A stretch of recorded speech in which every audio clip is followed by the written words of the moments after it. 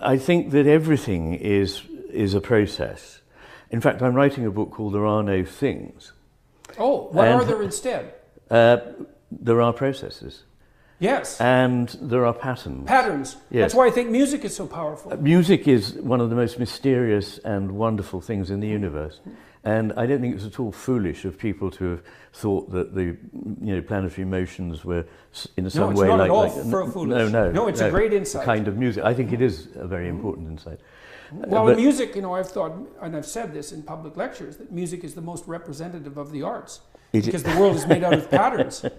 And music describes how those patterns should be arranged. You're using representative in a very different way. I know, it depends on what you mean by representative. And so it's representing the ultimate reality of the cosmos. Well, I would like to say presentative, in that it's not representing anything. It is actually, when we're in the presence of music, something is coming into being which is at the core of the whole cosmic process.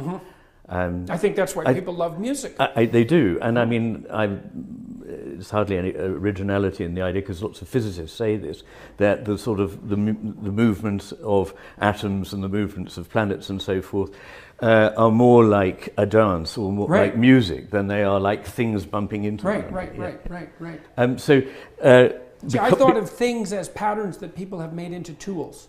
I agree with you, and tools are what the left hemisphere is always looking for. It's always looking for something to grasp. Right. It reifies processes that it's all a matter of time. Every single thing, including the mountain behind my house, if you were able to, which is billions of years old, if you were able to take as it were, a series of, like a time-lapse camera, you'd see the thing morphing and changing and flowing.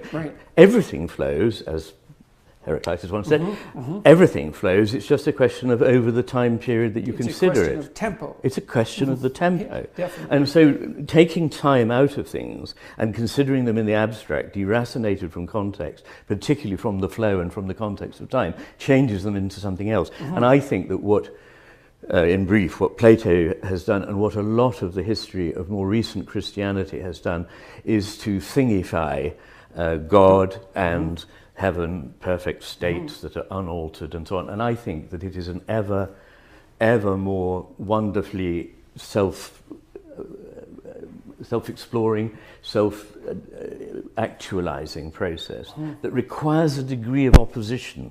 As a stream, in order to have the movement and the eddies and patterns in it. I've had intimations like that about death. Like when I've experienced, it's hard to describe these experiences, but when I've contemplated death deeply, it has struck me as a fundamental repair mechanism. Like it's part of the mechanism by which new things that are better are brought into being. Absolutely. And I mean, you see that in your own being, because of course, without death, you couldn't live. Right? Because you're dying. The things about you that aren't right, even at a physiological level, are dying all the time. They are. Unfortunately, you also completely die, which seems to be a bit on the unfortunate side. But more cosmically speaking, it does seem to me that death is I don't know, man. I've had intuitions or intimations that death is the friend of being, and that's like, it's hard to get my head around that. But I completely agree with you, and indeed that's been said by many wiser people than myself, and maybe even than yourself. I would suspect so. Hopefully, but I mean, I think that that's right. That death is predicated on life, but also that it shouldn't be seen as a sort of something that's negative. It's a necessary stage in the process of becoming what it is.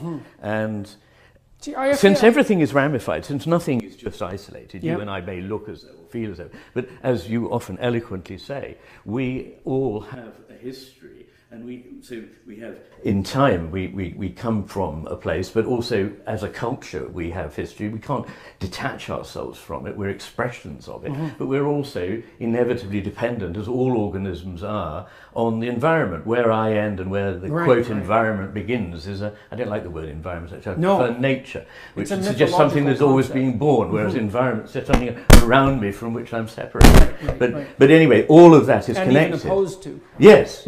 So I would see us as like an eddy in a stream, or like a wave in the sea that is never separate. Schrödinger talked about life as I mean, the coming together of physics with with this with a process philosophy, are very strong. So